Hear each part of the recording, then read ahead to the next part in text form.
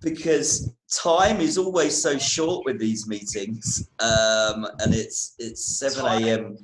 already. So I'd like to welcome everyone, but particularly welcome the new members of the group. So I know that Damien, you've only got about 20 minutes with us, is that right? I have about 25, I'm afraid. Yeah, I have another meeting in Singapore, actually, getting ready to onboard. So Damien, tell them a brief, oh, I'm sorry. No, you're right, Ben. I know you're so used to hosting these things that it's difficult for you to let go, isn't it? Yes, I'll be quiet. I'll be good. Yeah, I might just mute you, Benna, if that's all right. No, I'm sure we were going to say the same thing. So if Damien, if you could just introduce yourself, because I don't think all of these group members and what you do and what your interest is in this group. Thank you very much, and I appreciate the invitation, both Benna and Philip, to join. And like Marcia, I'm really here today just to listen and learn. But my name is Damien B. Bell, and I'm a research professor at the Lynch School of Education at Boston College in the United States.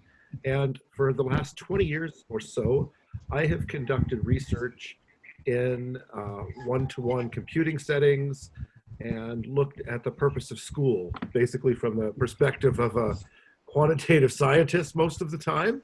And I about 9 or 10 months ago, began working with Benna, and we ended up collaborating on a really exciting and fun project across a number of campuses in Brazil at a K-12 system, and just had a lot of fun, and heard that there's a lot of interesting work going around. I get to visit schools, but I'm always interested in what other people are looking at and researching, and just very gracious to be here. Thank you. Thank you so much, Damien. You piqued my interest. You said you're working with the school in Singapore today. Is that correct?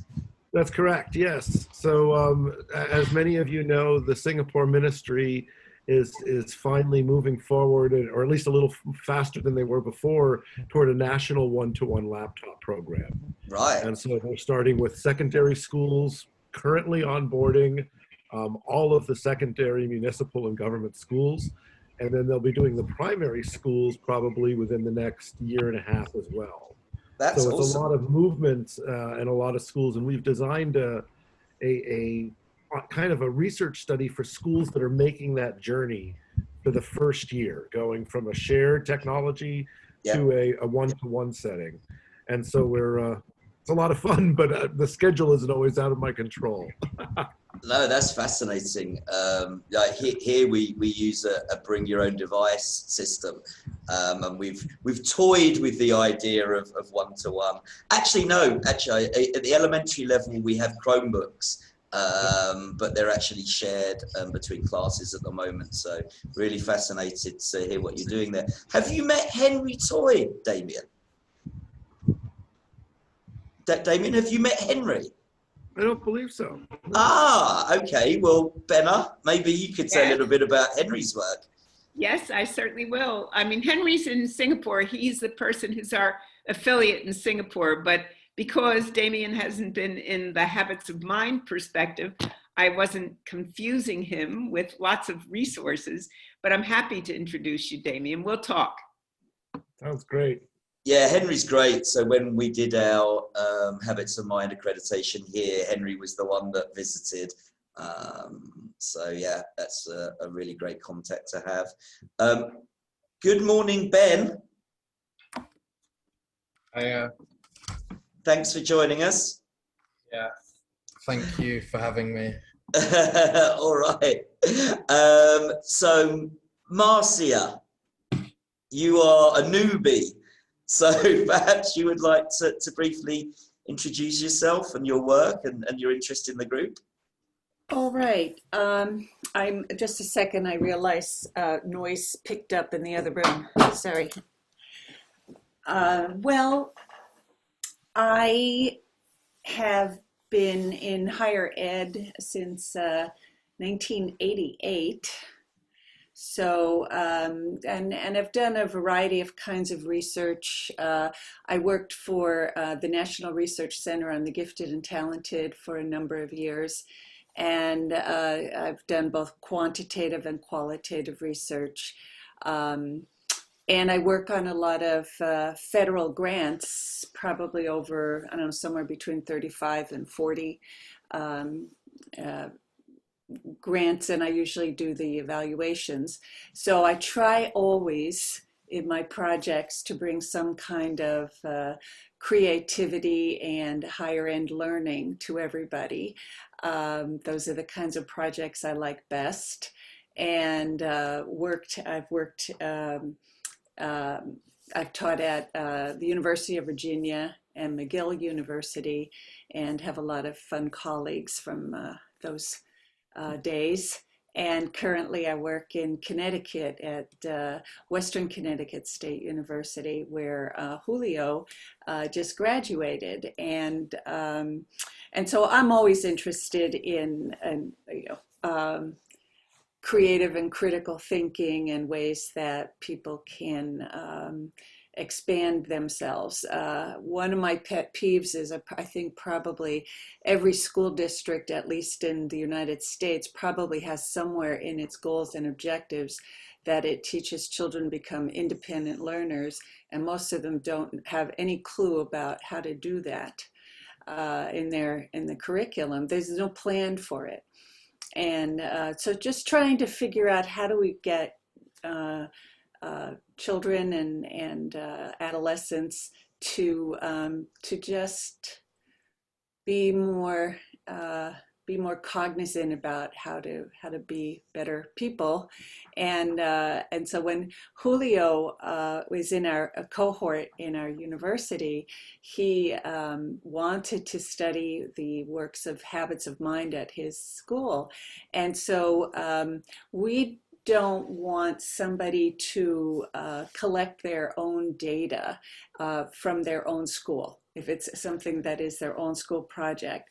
So to help Julio out, I stepped in and gathered the data from the teachers for his dissertation research about how they're using habits of mind. And I just absolutely loved it. I loved what they did. And they were so creative and inventive, and the school is really doing a wonderful job with implementing habits of mind. And so now Julio and I are working in for a conference or an association, the Northeastern Educational Research Association. And I'm a board member, and I'm working on a committee with Julio, and we were just trying to figure out how do we bring more of this kind of thinking into the conference with the idea that it will attract more of the pre-K-12 educators and also higher ed people in education, because I think that it's a wonderful concept to be implementing in schools. So that's a little bit about who I am and why I'm here to further the cause and to bring more people, more teachers and educators, connecting them with doing good research in their schools. Thank you so much, Marcia. Now, I hope that you will join us on a regular basis, not just for today. You're more than welcome. And we've got so many connections here because most of us here at CIA have read Julio's paper. I mean, I was very honored that he cited my research multiple times. And then we've got another a colleague of mine, Norman, who presented last time, and he cited the both of us. And then we've got Daryl, who is going to be presenting today, that I know has read Julio's work as well. So we really are trying to build on each other's research, and that's really one of the goals of what we're doing here today. Ben, I will give you a little opportunity before the end. I just want to kick this off because time is of the essence for Damien. And I do want him to get a feel for what we're doing here as a group. Yeah, go ahead. Thank you so much, Ben. Okay, so before... Let me just say, I think Jenny is here. Jenny, are you here? I think I saw her come. Yeah. Oh, hi, Jenny. Do you mind just for a moment? I'm sorry to be an interrupting facilitator, but It's okay. Jenny, I think it's important for people to know who you are, please.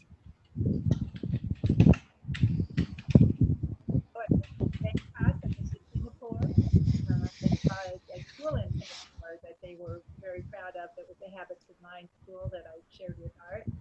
I wrote the book on habits of mind research and collected all the studies. And I also, Art asked me to compile research that done each of the habits of mind. And so that's available on their website. Huge amount of literature behind each of the habits of mind. I teach for Fielding Graduate University in Santa Barbara, California, in a doctoral program for educational leadership for change. And my primary research has been on cognitive coaching, and I supervise doctoral students in their dissertations. Thank you, Jenny. Good to see you all. Thank you so much, Jenny. And yes, your work was actually instrumental in some of my research as well. And I cited you, so it's a real honor to have you in the group as well. Great, nice to meet you all. Good to see all of you that I already know. Okay, so before I hand over to Daryl and Tom, I think it's really important for everyone to understand the conceptual framework in which we're working here at CIA First. So it's okay, so difficult to know where to start, but we use UBD here, Understanding by Design, as our framework for curriculum planning. So in terms of that, what we would call, let's say, the holy grail of our education is this concept of transfer. So that's the student's ability to put acquisition, meaning making, and cognitive skills all together to solve real world problems. So what that lends itself in terms of the kind of quantitative research that we're doing is that is often the dependent variable in a lot of our research, because we're saying, right, ultimately, that is what we are trying to achieve for our students. So what are the other variables that affect that? To what extent do they affect that? And therefore, how much predictive power do they have? So within this framework, we have a number of summative assessments that we use across all of our courses. So they are as follows. We have our knowledge and skills assessments. So they are, let's say, the more traditional type quizzes, etc. And they look at the acquisition element, the procedural and the declarative. We also assess conceptual understandings, and these are through ongoing essential questions, discussions throughout the course of our units. And these are assessed through the 6 facets of understanding, which is part of the UBD framework. The other summative assessment we have is actually the habits of mind. And we do various assessment types there through reflective journals for kind of more in the moment activities. And that's linked to a lot of the work that we're doing with the dimensions of growth within that. So if you think about this as as I said, the performance task assessments is the dependent variable. Those others are independent variables. And then, of course, we can plug in other things there to actually get some interesting data about what correlation there are between different elements of our framework. So what Daryl and Tom are doing are looking at the 7 elements of personalized learning, which is work that Benna and Alison have been doing. So they're plugging that in as an additional independent variable into the model, with the basic question, to what extent is there a correlation between the level, if you will, of personalization and performance task achievement, should everything else be equal? And that's the key, because the methodology is multiple linear regression. So in simple terms, the question might be, okay, so we personalized that a lot and the student did really, really well in the performance assessment, but that could have been because they just had great knowledge and skills about the subject. But no, because multiple linear regression actually accounts for that statistically, to say, no, that wasn't the reason, because it levels that out. I think that's probably enough of an overview of the framework, although before I hand over to Daryl and Tom, I guess it would be valuable to answer any questions on that, should anyone have any.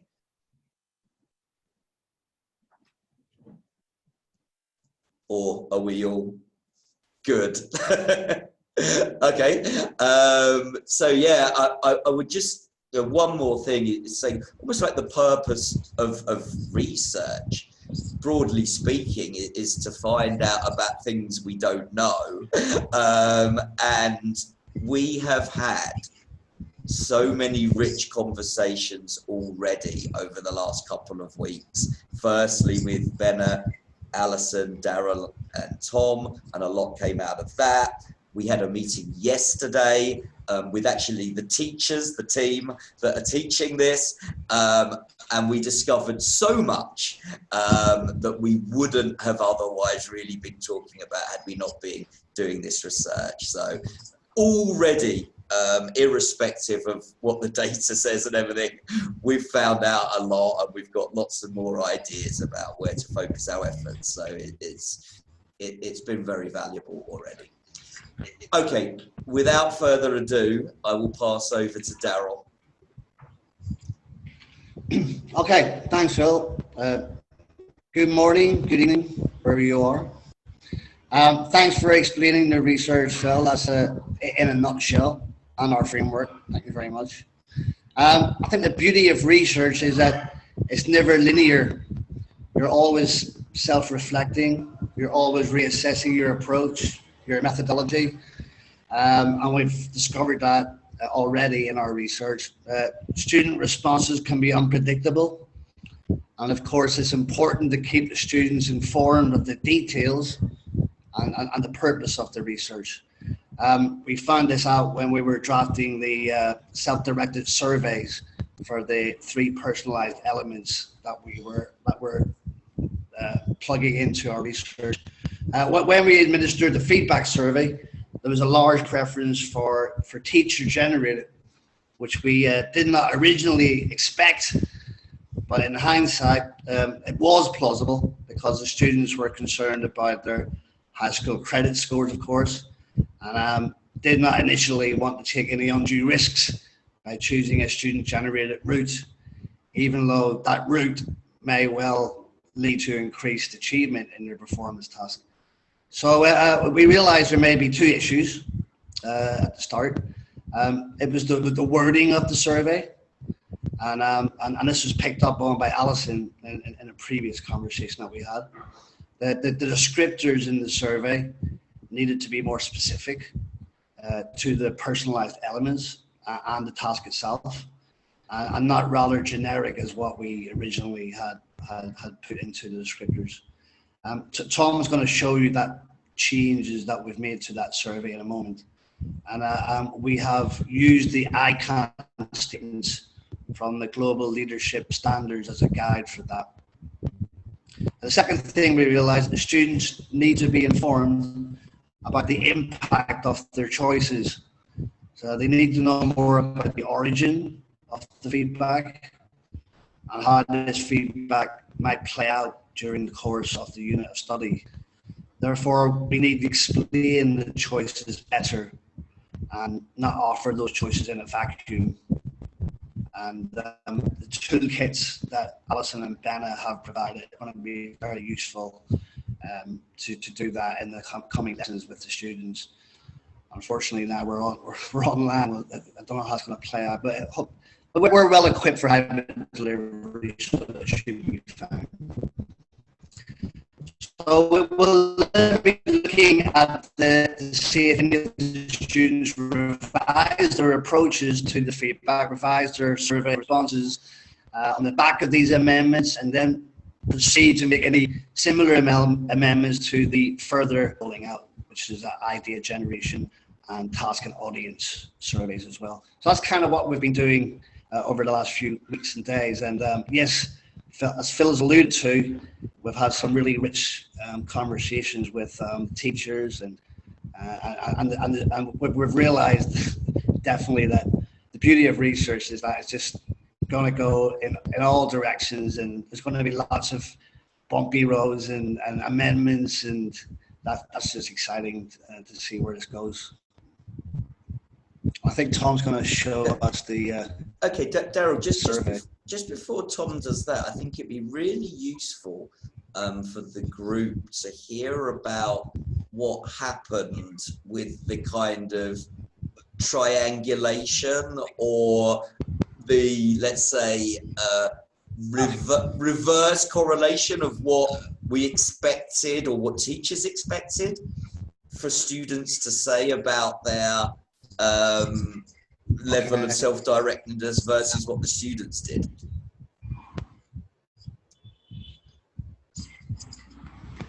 Okay, so we realized that we probably couldn't take the student responses as the final final decision on the level of self-directedness. So we thought about triangulation. We thought about using the data from the student response, teacher knowledge of the students, and past performance of the students. Of course, that's not past performance in achievement and performance data. It's past performance data in how they take our feedback. But we realized we didn't have that data. So we're basically having a negotiation and a discussion with the students to make sure they're making an informed decision about where they want to receive that feedback. So it's that discussion and negotiation, I think, which is a major element that we've learned in this process. Yeah, to elaborate on that, which I found fascinating. So broadly speaking, high achieving students requested teacher feedback, or I should say teacher generated feedback. Low achieving students requested student generated feedback. Now that might be counterintuitive, but then actually we had a discussion and realized maybe not. And in fact, maybe one of the reasons that some of these students had not been reaching performance expectations is because the feedback that they were getting from teachers is not the kind of feedback they needed. And perhaps they realize this. So, you know, let's give an example, which I think is always good. This is social studies. And a teacher may be giving them feedback on, you know, the conceptual understandings, and the habits and the performance task itself. But maybe these students were struggling to read a map. Maybe they actually really needed some feedback and guidance on some of the more foundational skills necessary for success. So that actually then certainly changed my view. And instead of talking about self-directed readiness, which was making the assumption that it was positive to get student-generated feedback, it was just more self-directedness and making no value judgment about where on that spectrum that they are.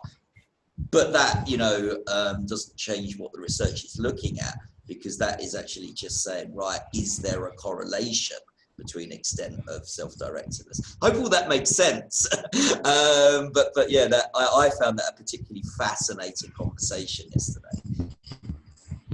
So are we going to go over to Tom? Yes. Okay.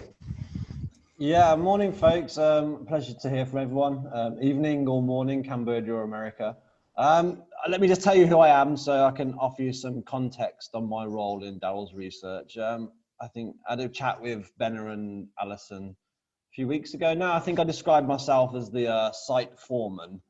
So like I'm the subject coordinator at CIO First. So I design and refine the curriculum and also teach and work with a number of teachers in the social studies department. So the area of study where Daryl's conducting his research, grade 10, I helped to design and refine the assessments and the curriculum.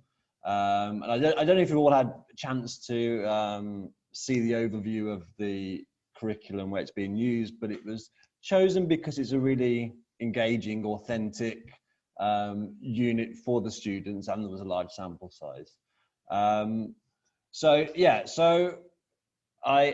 I'm working with the teachers on the ground to kind of see how the project plays out. And it's been really interesting so far. And just to add to what Daryl said regarding the feedback, within the personalized elements, we are focusing on 3 of them. So we're looking at feedback, we're looking at idea generation, and we're looking at task and audience. So what we looked at originally as the framework for the project was to, at the start of the unit, give out the feedback surveys to see how the students would like their feedback personalized throughout the unit. Then as the period of study goes through, they have a number of what called cornerstone lessons, which are lessons that are mandated but throughout the unit and equally taught by all the teachers. And one of those final cornerstone lessons includes the theme of idea generation. It's a theme which runs through the unit, but students will be able to, they will fill out a survey, and on the basis of that will decide whether they go down the route of teacher co-created or student generated when it comes to idea generation. Then finally, at the end of the unit, as with all our units, we have the performance task. Students will have the opportunity to choose whether to be teacher co-created or student generated when it comes to doing the idea, task and audience. So that was it in a nutshell. I just wanted to cover that in case some of you guys who just came along hadn't had a chance to see. And it's been interesting so far. Like, as I say, what Philip and Daryl alluded to, the kind of reverse correlation between the high achieving students and the teachers. And there's so many reasons behind it why it could be, whether it's a cultural thing. Like, in some ways, some of the teachers alluded to me as like, well, that's what they've always been used to. So, and they've been successful at that. So why wouldn't those high performing students want teacher generated feedback at this point? They're the ones that have greater care for their education. I don't think that's fair to say, but one way to look at it. Why would they want the risk of having student generated feedback? And I think what that made us spark a discussion about, and this is on the building on speaking to Ben and Alison, who gave us some really good feedback on the survey last time, was that the students really need to understand what they're signing up for, because it isn't as simple as, well, look, if you click teacher generated, we're going to do everything for you. If you click student generated, your teacher's going to disappear. And if you click co-created, it's going to be somewhere in the middle. And I think when we spoke to Benna last time, she also spoke about this idea of they need to experience what these options are. Like, you can't just understand them from simply looking at a rubric at the start of a unit and going, I'll be 1, 2, or 3, please. It has to be brought to life a little bit. So we also, this is something we're going to feed into the process of idea generation and task and audience, but they need experience of what that feedback looks like before they choose that kind of feedback. So let me just share with you. I normally use Zoom. I normally use Meet, so I need to figure out what I'm doing here. Share my screen. Oh, there you go. So this is the first survey that we offered to them. So, and what we thought would be helpful, because we want it ultimately to be the student's choice, but we want them where it's getting triangulated or negotiated, you could probably say, between the teacher and the student, is to make sure they understand what the choices are that they are choosing. So as well as filling out the survey, the teacher is sitting down with each student and going through a kind of mentoring process of, do you know what you're choosing? Do you know what this will look like throughout the course? And we looked at the feedback survey in terms of its rehashment, in terms of like the origin of where they'll get their survey from. So that's where we are at the moment. I think I've spoke too much and blabbed on for a bit too much. So I'll hand it back over to Phil. And if anyone's got any questions, I'm good to answer anything about the unit and the curriculum itself. Thanks so much, Tom. Just to clarify, this is the refined version, right? Correct. Right, okay.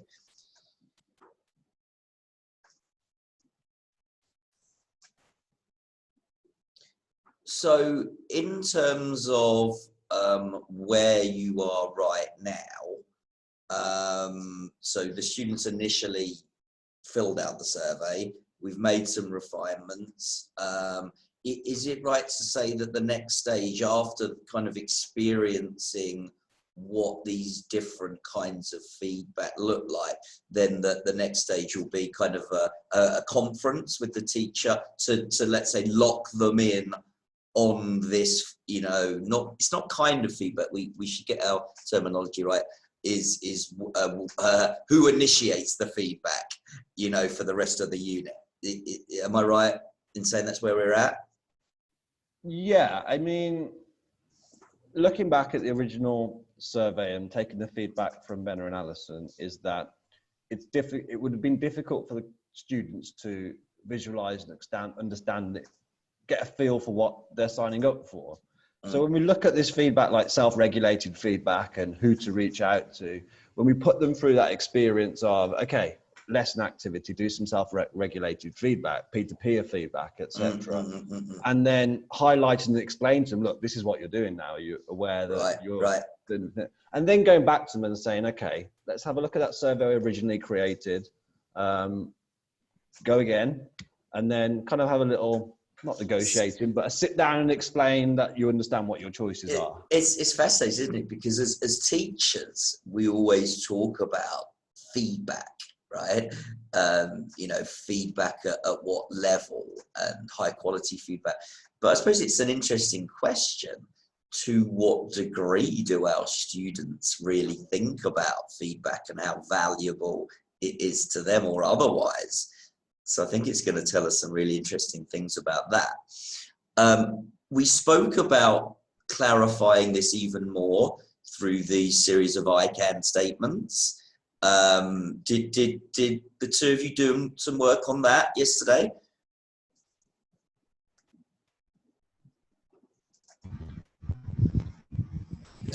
Yeah, we did.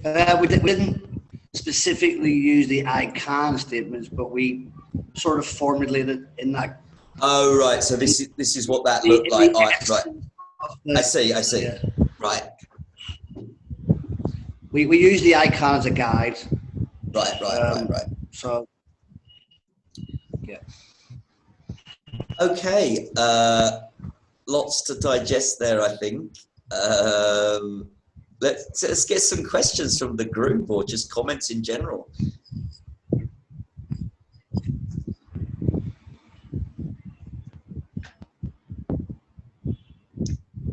Ben, how does that look?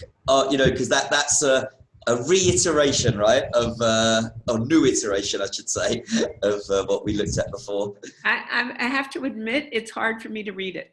So I can't really, I can't really see the detail, which is what I was interested in.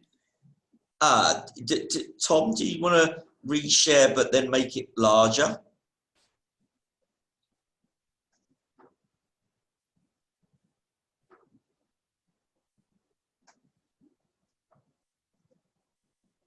Oh, that's getting better.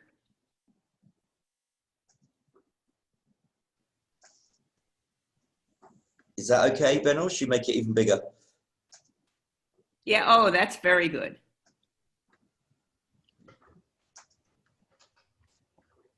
So now I can see. See, what I like there is it's saying, I will use my own initiative to reach out to peers, parents, or teachers. Maybe we should add experts as well, because I think that's important as well. Well, you're saying here, when you're saying when I am confident when I need feedback and from whom. You know, I think that's the question you're adding into that. So it's really, I'm confident when I need feedback to help me decide, and then also who would be the best person to reach out to get the feedback from. I just wonder the last one, if that needs rewording. I'm confident on how to provide self-regulated feedback. Isn't that more, shouldn't that be I'm confident when I need to ask for feedback on self-regulation? Tom? I read that as I'm confident on how to provide to someone else rather than know what I need. Exactly, that's how it reads to me as well, but I don't think that's exactly what we mean. Is that a fair comment, Tom? It is. I've just got. Oh, sorry. Can you hear me or not? Yeah. Oh, sorry. I didn't know I was muted. I've got like control panels all over the shop. Yeah, no, that's totally fair. That's totally fair. The semantics are a little bit wrong on that.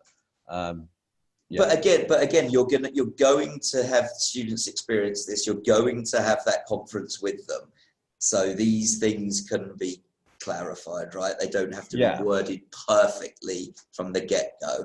Yeah, I think that was one of the things we wanted to get away from, where they were purely picking on the semantics, vocabulary, grammar of the survey form, rather than be choosing from their experience, their understanding.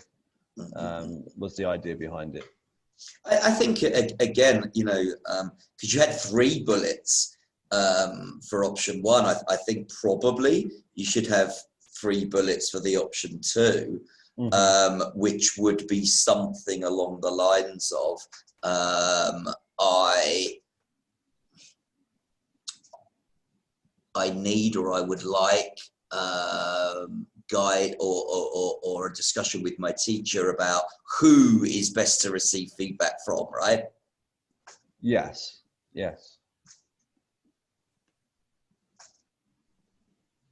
I really like it because it doesn't really matter, as I read it, it doesn't really matter where you fall in that. You've managed to state it in such a way that if I feel like what is most helpful to me is to talk with my teacher, that's okay. There's nothing wrong with that. There's nothing lesser.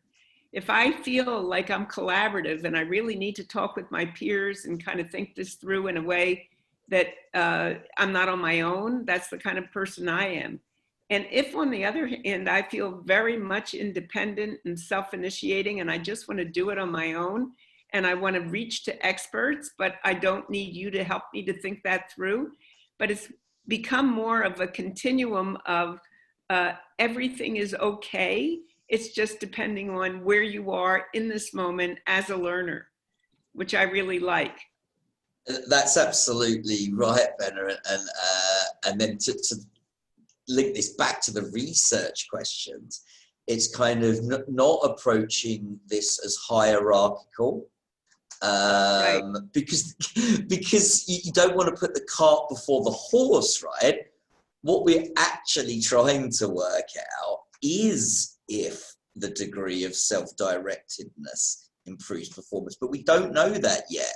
So we shouldn't be making those judgments at the beginning Well, of the also, study. if you really think about it, by being given the choice, you are by nature being self-directed. Well, that's interesting as well, isn't it? That's getting very meta, Benna. So that you're really saying that by being able to make a choice and then to reflect on it and see how that choice mattered in terms of my learning, that's at the very core of the self-direction, more so than anything else.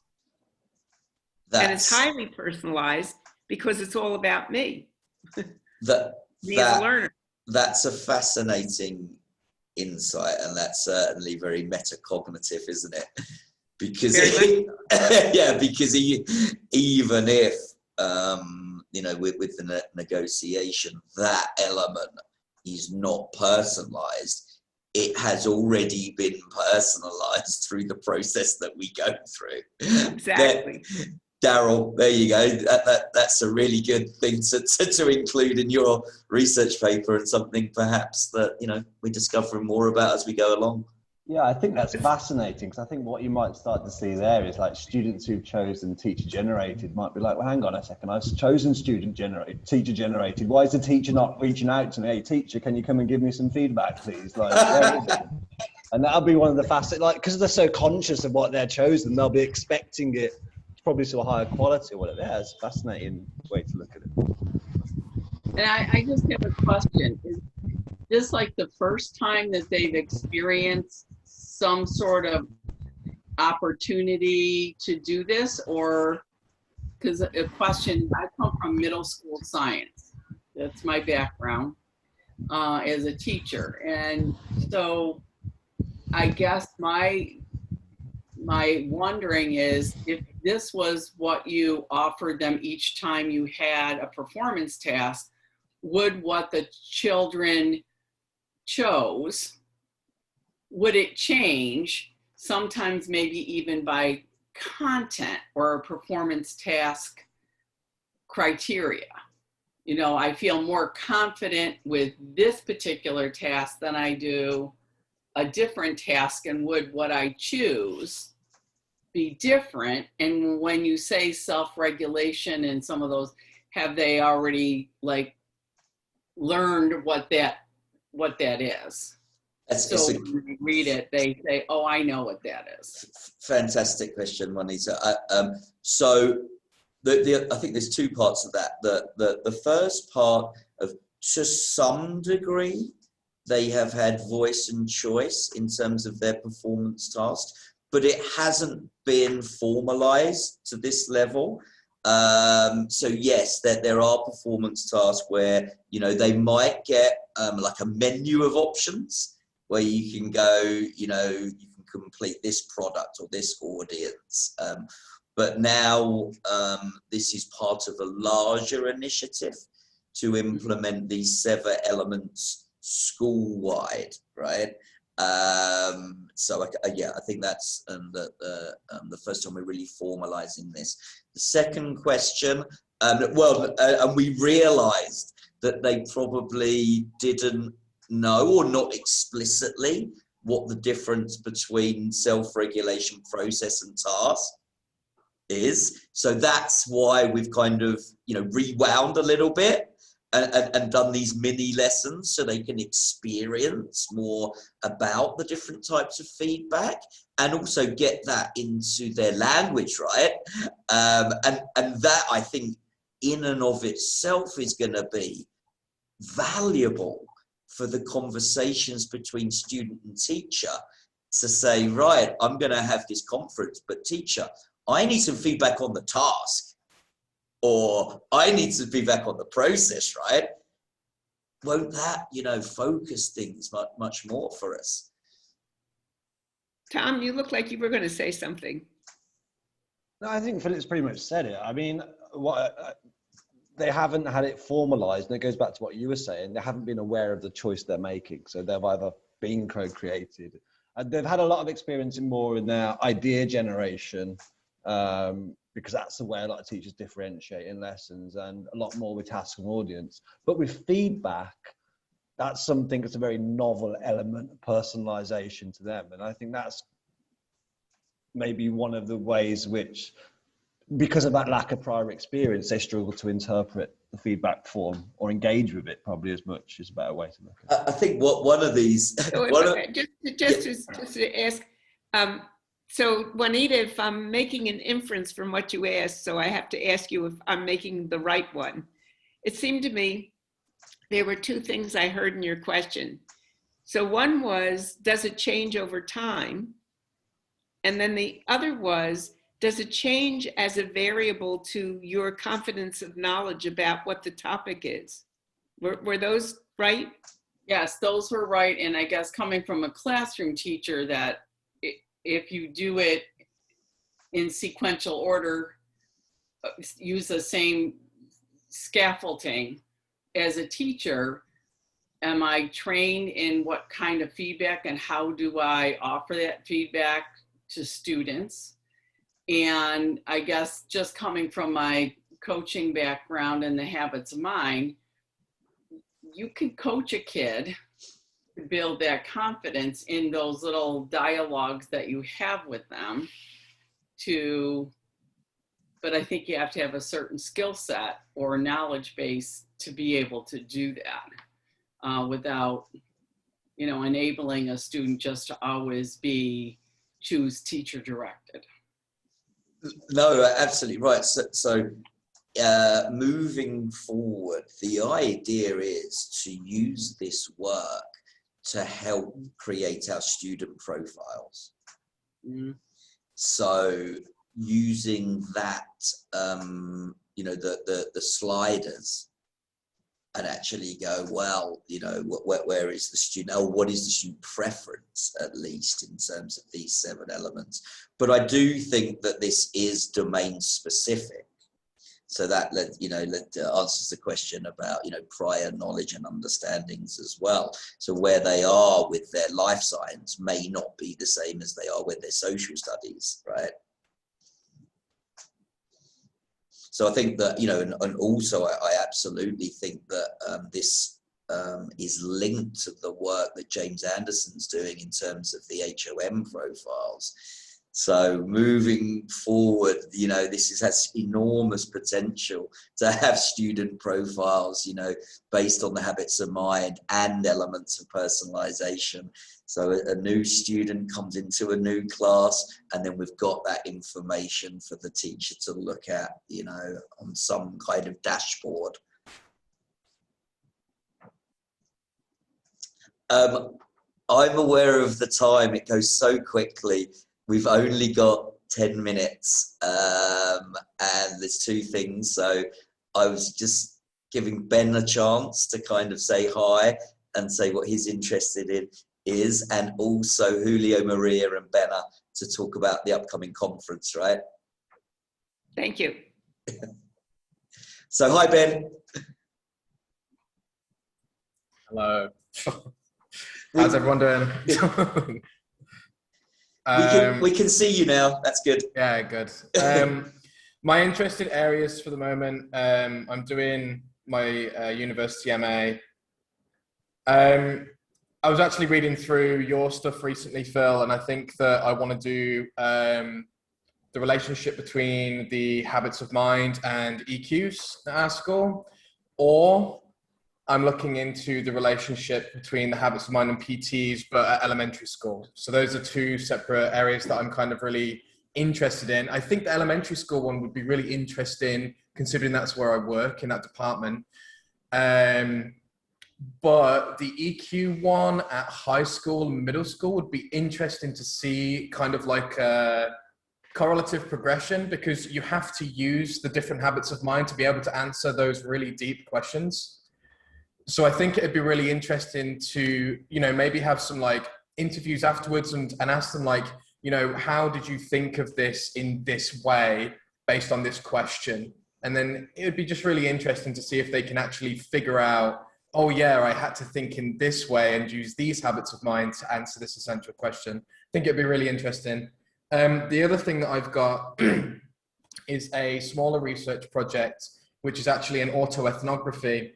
And if you don't know what an autoethnography is, sorry if I'm teaching you to suck eggs.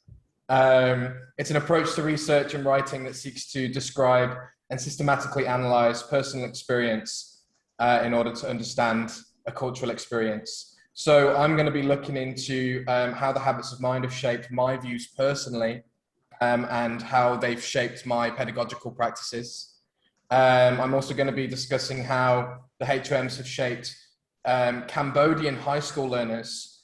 And I really want to see if there's any type of information that I can gather from high school leavers and see if they're still using the habits of mind outside. Because for me, the whole point of being an educator is that all of this goes towards the outside. And if it's not, then it's kind of like, how do we promote that more so that we can get it into their, you know, minds forever?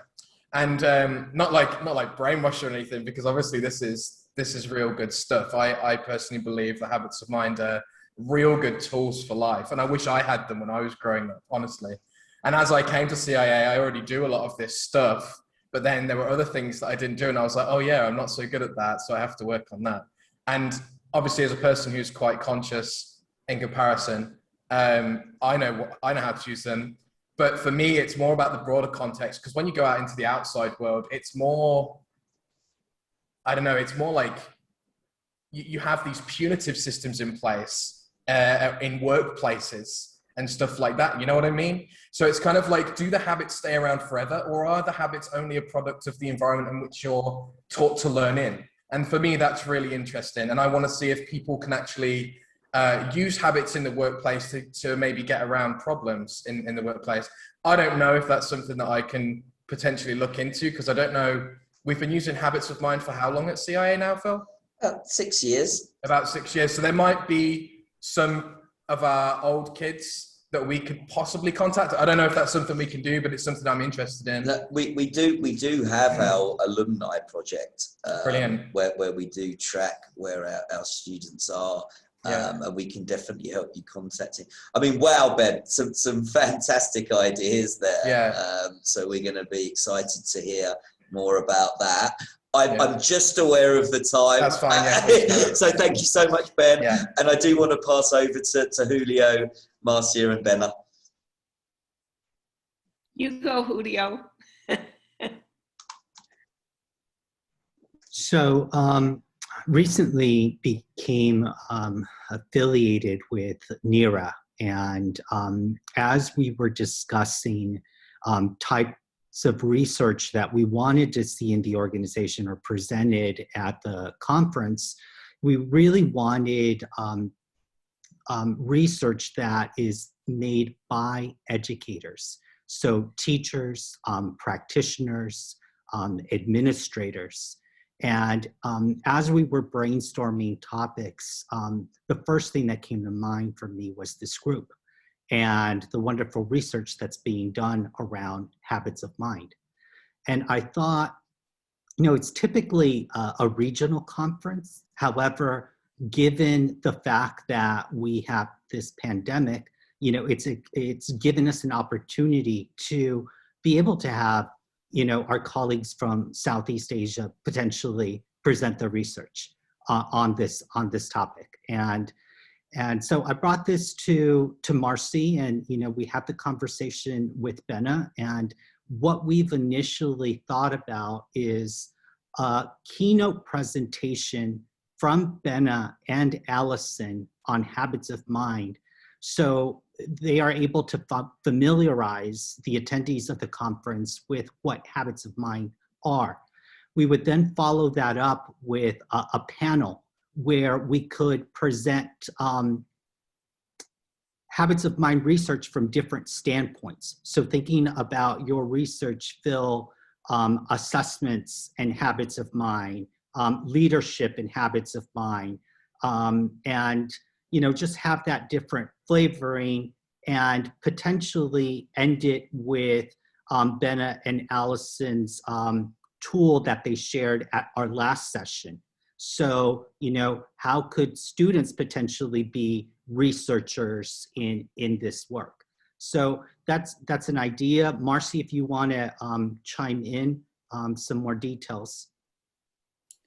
Well, I think you presented that wonderfully, Julio. So that's what we're trying to do in a nutshell, at least with your group here. In the larger picture, it's also trying to get educators excited about seeing other educators do research so that they will feel like they can do it too.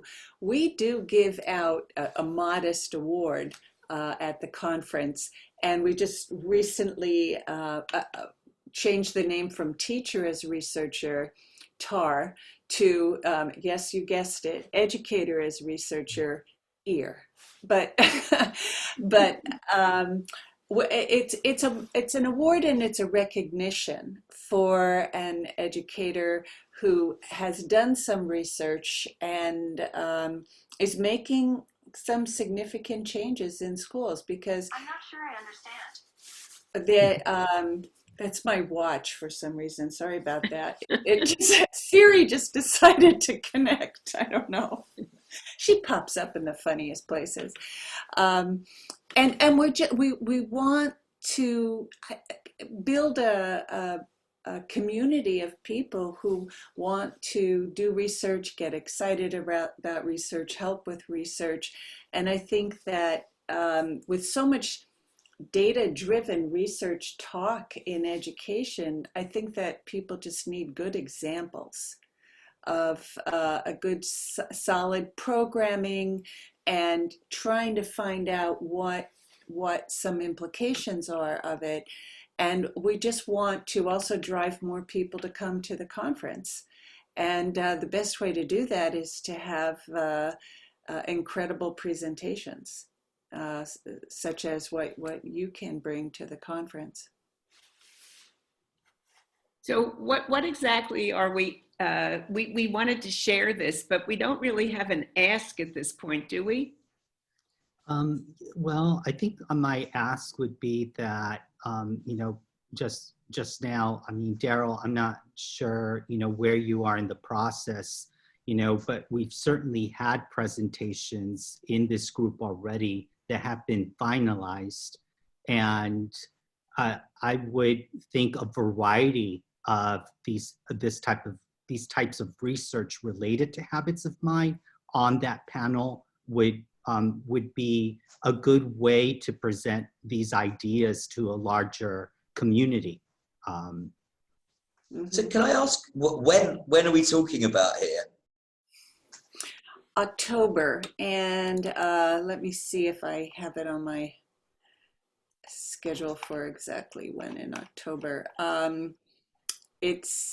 I don't have it blocked in yet, sorry about that, but it's usually the second or third full week of October, and I'll get that date for you. And it's a Wednesday, the afternoon of a Wednesday, all day Thursday, and the morning of Friday. Ideally, we would want the keynote to be before the panel. And so we'll have to work with the program committee to set up which one is in which time slot. Or what day. Are we spanning 2 days, or are we on a single day? That I couldn't say right now. A presentation, a keynote is typically an hour, and the other time slot, it's about an hour and 15 minutes. So you can think that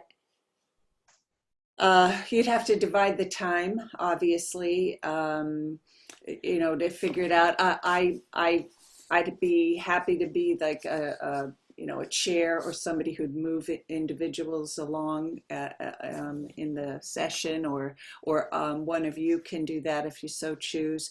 But so typically you would have something where people could present their individual work, but really when you're talking about maybe 4 presenters in an hour and 15 minutes plus Q&A, that's tight. You're talking 12 minutes, right? 15, Right, you're not talking about a lot of time per person. So I've just been preparing for 3 AERA presentations, the American Educational Research Association, coming up in April. And I have students who've just done 2 years of work on their dissertations, and they get a grand total of 10 minutes to present. right. And so it's the way it is. And I mean, you could decide, well, maybe only 3 of us would present, or 4 would be fine, so people could get a taste of what you're doing across sites, but still on the same topic, because as Julio was just saying, it's different perspectives. So I'll get the exact dates for you. They might even be on the website. I could look at it quickly before we. So is this going to be all virtual, or is this going to be a hybrid thing, or is that not yet decided? Oh, it is. Well, good question. Marcy, I believe we are all virtual. I believe, right, Julio? We're going to be all virtual, and it is an issue is that it is synchronous, but I don't know if then they could have somebody who's taped, for instance, if someone couldn't make the timing. So we could think about that if we had a specific request for a time slot because of all the different places where people are located. We could put that in as well. If we'd say, well, ideally we would want to be here. Else somebody might maybe get pre-recorded and we show it. So, I mean, look, my initial thoughts are, of course, with Benna and Alison as the keynote, and that's kind of almost like backed up by myself. As Julio said, mine's much more about assessment, the work that Norman did, and that's much more focused on professional development. And then Daryl wishes the link to the personalization. That would be my initial thinking. Well, I think we'd want to reach out also to people not in your group. Right, just not all CIA. Yeah. So that I think what we would have to do, but I think that the point is that, Julio, I believe you're going to be the designer with your committee. Is that right? Yes, I mean, we definitely wanted to, see if the interest was there from this group, so certainly, hearing that it's a possibility, that they'll be the next step to circle back to our committee and then present a design to you as to how we could structure it. And the conference, if I might just add, it is October 13th through, which is a Wednesday, through Friday, the October 15th. But again, those aren't 3 full days. It's afternoon on Wednesday, all day Thursday, and the morning of Friday. There are workshops that often get presented in the morning on the Wednesday. I don't know if that fits any venue here, and I don't know if they're doing that. We'll have to ask about that, Julio, if we wanted an expanded time slot, maybe something, we'll have to ask if we thought that was better. Well, thank you for giving us this time. We appreciate it, and we're happy to know that the interest is there. Yeah, thank you. Oh, it definitely is. Yeah. So you're included in this email group now. So as you get more information, please do just share. And yep, so you can say initial interest, absolutely. let us know, you know, how we can contribute and participate. Okay, it's 8:07. So we've got Not bad, not bad. It's not bad. We've got a day of work ahead of us here, so we better get on with it. Thank you so much to everyone. Again, this has been really rich, very interesting, and very productive. Thank you for facilitating. Okay, enjoy the rest of the evening or the rest of the day. I will share this recording shortly, and then I'll send you a link for next month. Thank you so much. Okay, take care, everyone. Thank you. Bye-bye.